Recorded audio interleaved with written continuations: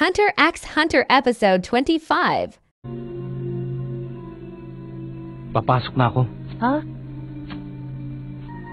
Mayroon kayong dalawa dito. Hintayin nyo na lang ako. Huwag, Leorio. Delikado. Kayang-kaya ko to mag-isa. Kung ganun, bakit ka pa nagpasama sa amin dito? Bahala na nga kayo. Hawakan nyo to. Sige.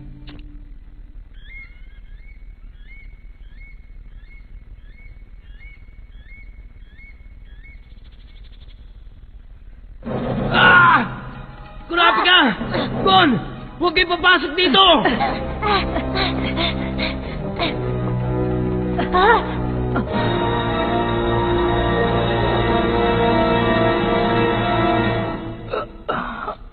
Leorio! Leorio! Leorio! Leorio!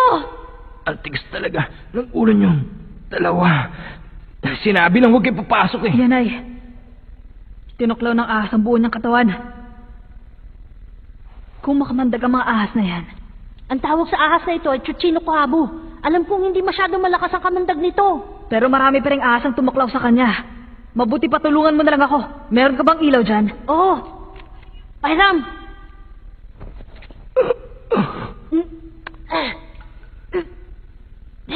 Kailangan natin siyang bigyan ng gamot kontra sa lason.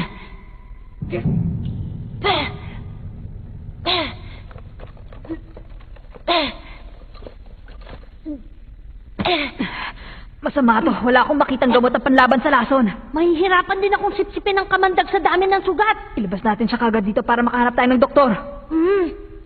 Ngayon na. Akayin natin siya papunta dun sa may tabing dagat. Huwag niyo na ituloy yung binabalak niyo.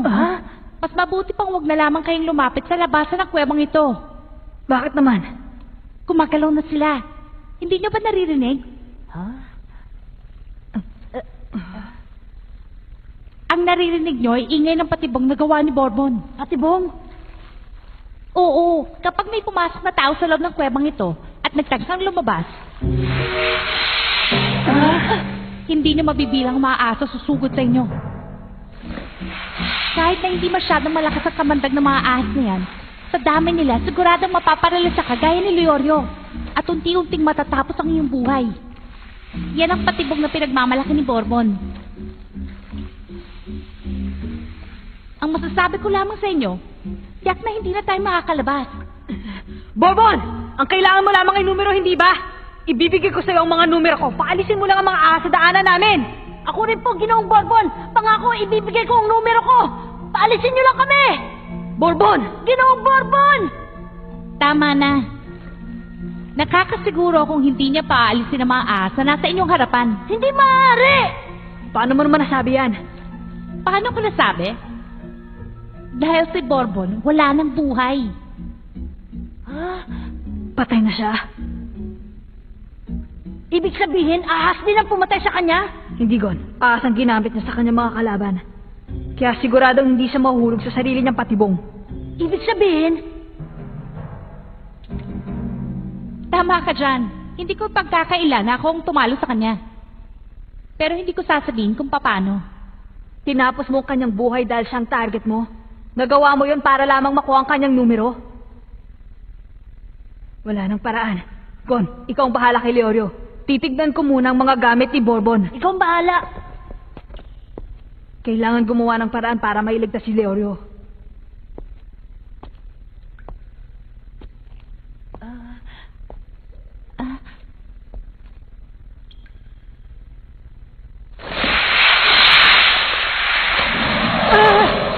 Gurapi ka! Ayos lang ako. Kaya lang, sa ganitong sitwasyon.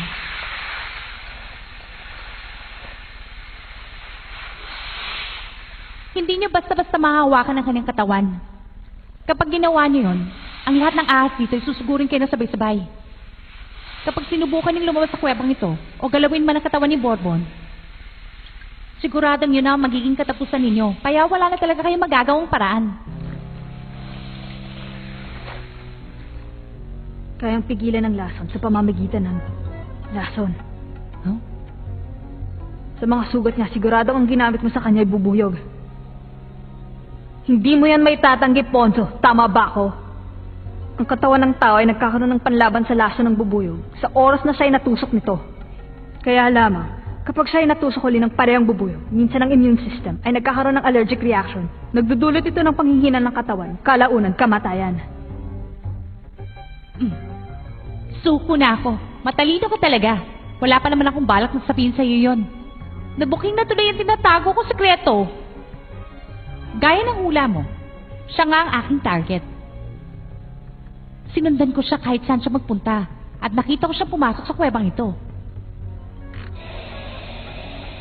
Pinausukan ko ng pampatulog ang loob ng kuweba. Ginamitan mo siya ng pampatulog? Oo. Alam kong pareho kaming dalawa ng taktik ang gagamitin. Kaya ginamitan ko siya ng pampatulog at ang kanyang mga ahas. Naghintay ako ng tamang oras bago ko pinasok ang loob ng kuweba. Mahimbing ang kanyang tulog. Pero nung mga oras na yon, nakahanda na kanyang patibong. Nung lapitan ko siya para kunin ang kanyang numero, nagulat ako nang bigla niyang naglabasan ng ahas sa paligid. Malamang hindi nakapasok ang usok sa mga biyak ng kuweba. At dahil sa harap ako nagpausok, siguradong hindi yun nakaabot hanggang lingkod. Tulad din yung dalawa, nagulat din ako nung makita kong napakaraming ahas na lumabas sa butas. Pero bago ko pa napigilan ang aking sarili, naglabasan na sila.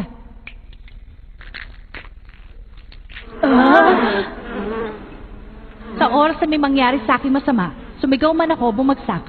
Walang makakapigil sa kanila para sugurin ng taong malapit sa akin.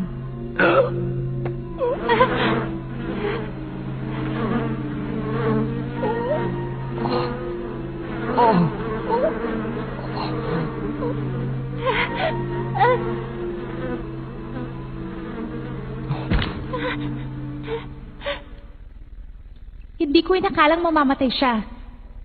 Hindi ko rin alam na natusok na pala siya ng bubuyog noon. Dahil sa kanyang patibong, wala akong nagawa para tulungan siya. Maaari na kayo bumalik.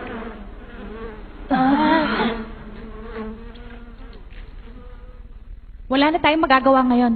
Tanungin man natin siya kung paano mapipigilan ang mga ahas na yan. Siguradong hindi din siya makakasagot. Kahit sumuko pa ako ngayon sa pagkuha sa kanyang numero, wala rin akong magagawa. Kaya uupo na lang ako dito at maghintay ng panahon. Yun ay, kung aalis pa ang mga ahas na yan. Suko na talaga ako sa pagsusulit. Ang inaasahan ko na lang ay malaman nila na nandito tayo. Ano? Ibig mo sabihin may pag-asa pa tayong makalabas dito ng buhay? Bakit? Hindi mo ba alam? Hawak mo pa ang sarili mong numero, hindi ba? Sa bawat numero ng mga aplikante, merong nakakabit na transmitter. Nalalaman ng komite kung nasa ng mga aplikante gamit ang mga numero.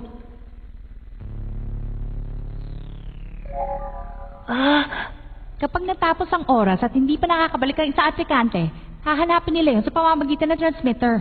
Ano? Hindi pa ngayon? Siyempre hindi pa, no? Hindi pa natatapos ang magsusulit eh.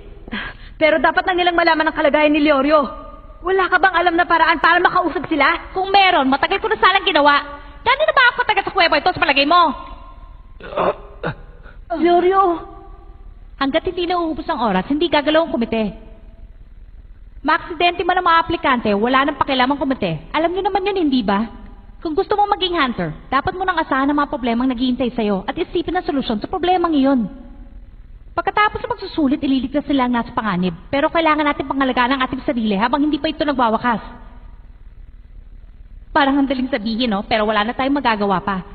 Sa kabutihang palad na nangyayari sa atin ngayon ay parte ng pagsusulit para maging isang hunter. Bakit hindi nila kayo sumuko ngayon at subukan nyo sa susunod na pagsusulit? Pero kailangan gumawa ng paraan. Kung hindi si Leorio, kasalanan niya ang nangyari sa kanya. Binalaan ko siya pagpasok na dito sa loob. Pero hindi siya nakinig. Ano?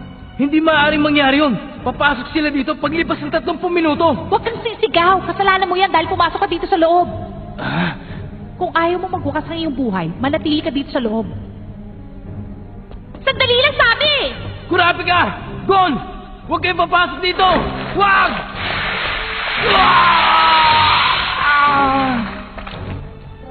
Pinilit niyang gawin yon kahit alam na niya ang mangyayari. Kung ako sa inyo, ipanalangin niyo na lamang na sana'y tumagal pa ang kanyang resistensya hanggang bukas. Yun lang ang alam ko magagawa niyo. Hindi. Hindi maaari. Meron pang paraan. Meron pa kaming magagawa para magtagumpay. Pero, kung talagang wala na,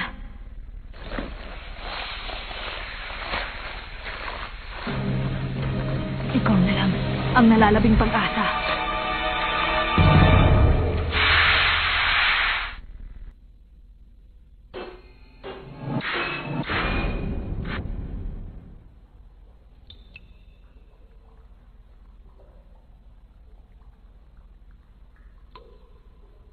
Kurapika, ikaw na munang bahala kay Leorio.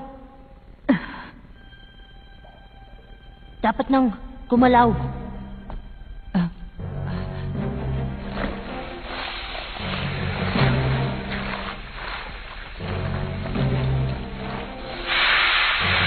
Teka, sandali lang! Ano bang gagawin mo? Hindi mo pa narinig ang sinabi ko. Itigil mo yan!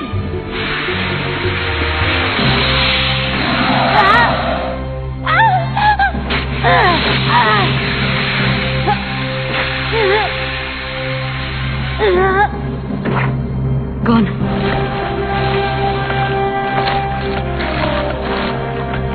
Gon. Bakit? Ibang klase siya talaga. Ayun! Kurapika!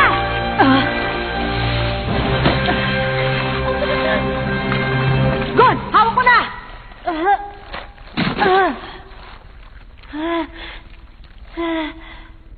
Gon, kaya mo pa ba? Painumin mo na agad, Senyorio! Madali ka! Oo, sandali lang.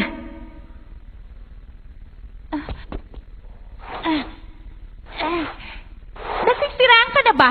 Bakit mo ginawa yun? Hindi ka malang nag-isip. Paano kung wala sa kanyang gamot na panlaban sa lason? Siguradong alam ni Gon ang kanyang ginawa. Ang taong gumagamit ng lason para matalo ang kanyang kalaban ay hindi nawawalan ng gamot na pangkontra dito. Kahit na! Kalokohan pa din ang ginawa niya! Kalokohan?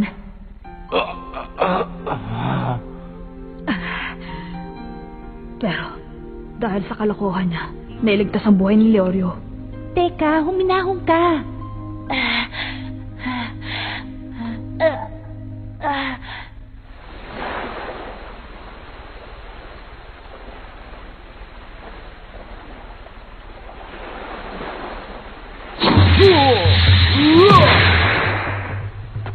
Tigil mo na yung tomba!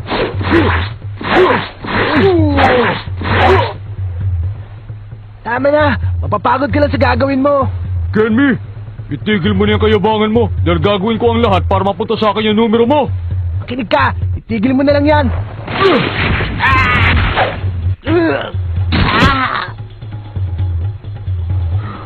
Pasensyahan na lang tayo Hindi nga ikaw ang aking target pero kukunin ko pa rin yung numero mo. Wala ka mapapala! Masyado mo naman yata ako minamaliit. 35 beses na yata ako sumali dito. Teka, nasaan ang numero mo? Sabi sa'yo, wala ka mapapala eh! Matagal nang nakuha niya ang numero ko! Ano? Wala nga akong mapapala sa'yo. Ito na lang ang tanging kong pag-asa. Kailangan kong gumawa ng paraan para makapasa sa pagsusulit na ito. Itutumba ko lahat ng baguhan kung kinakailangan. Ang hindi ko maintindihan ay kung bakit lagi ako tinatalo ni Hanzo! Kalpo!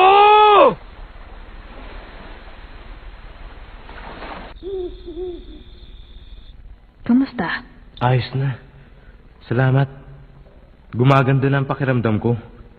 Salamat sa'yo, Gon. Wala yun. Hindi ba't itinaya mo rin ang buhay mo para pigilan kami pumasok? Pareho lang tayo. At sa'yo, binibining Ponzu. Ha? Maraming salamat. Ha?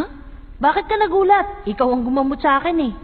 Kahit sino naman ang gagawin ng bagay na yon, kaya wala kang dapat magpasalamat sa ginawa ko. Pero kundi dahil sa'yo eh. Tama na, hindi mo dapat nagpasalamatan ng ganyan. Pero... Sabi na tama na tapos ang usapan natin, huwag ka na magsalita. Sandali, binibining Ponzu. Bakit? Ano yon? Yung pampatulog mo, may natira ka pa ba dyan? Ha? Meron pang kaunti. Magaling kung ganun. Papayag ka ba makipagpalit? Ha? Ito ang numero ni Ginoong Bourbon. 6 na puntos. Makukumpleto mo yon kapag tinanggap mo to. Ha? Tama ka. Makukumpleto ko yun. Pero kung hindi tayo makakalabas dito, baling wala. May naisip na ako magandang ideya kung paano tayo makakalabas. Talaga? O paano?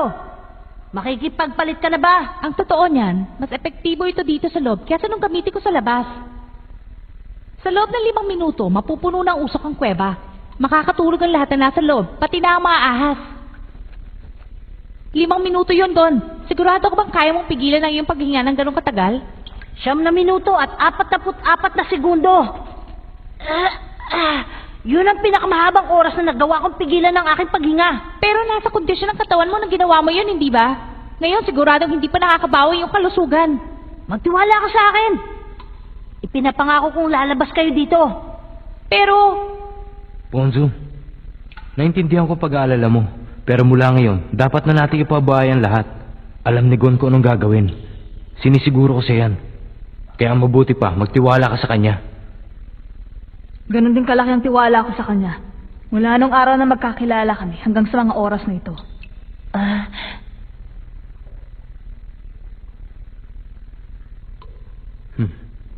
sige na nga, payag na ako. Sige, kapag sinenyasan kita, pakawalan mo ng pampatulog.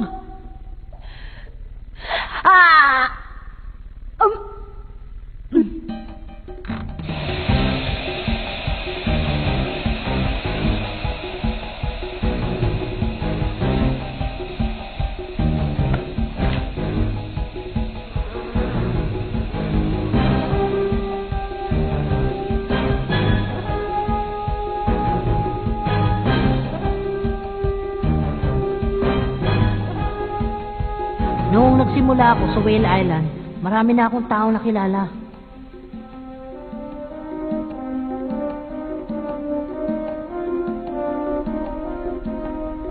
Nung ibigay sa akin ni Hisoka ang mga numero, hindi ko masiguro sa akin sarili ko kukunin ko nga yun. Pero,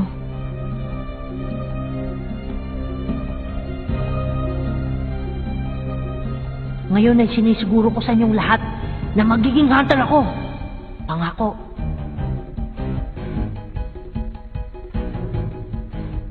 Magiging hunter ako!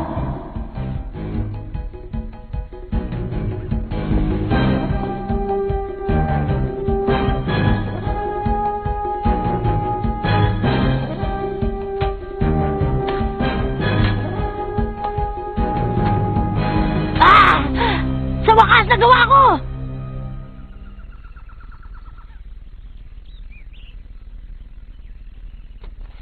Gaya ng ipinangako ko, Binibining Ponzu, ibibigay ko sa ito. Kailangan ko na umalis. Yoryo, ikaw nang bahala sa lahat.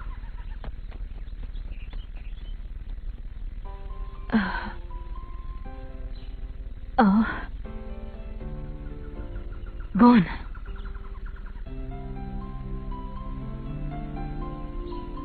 Nagtagumpay siya. Ibang klase talagang batang yan. Hanga ako sa kanya.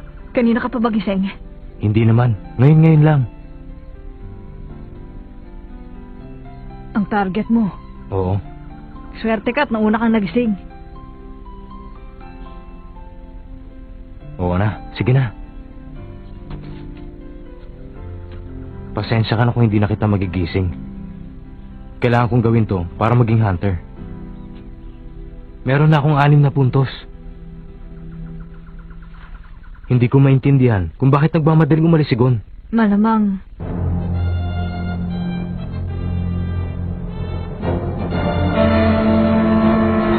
Magandang araw! Ito na ang katapusan ng ika-4 na pagsusulit. Ang lahat ng aplikante ay dapat ang bumalik kung saan sila ibinaba ng barko. 1 oras lamang ibinibigay naming palugit sa inyo para makipagkita sa tabing dagat. Ang sino mang hindi makabalik sa nasabing oras ay hindi makakapasa sa ika-4 na pagsusulit. Inuulit ko, 1 oras lamang ang ibinibigay namin sa inyo. Sa nga pala, kung binabalak ninyo makipagpalit ng numero ay hindi na mapapahintulutan. Hindi.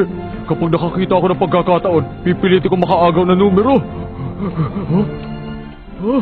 Ang ikalawa kong putos.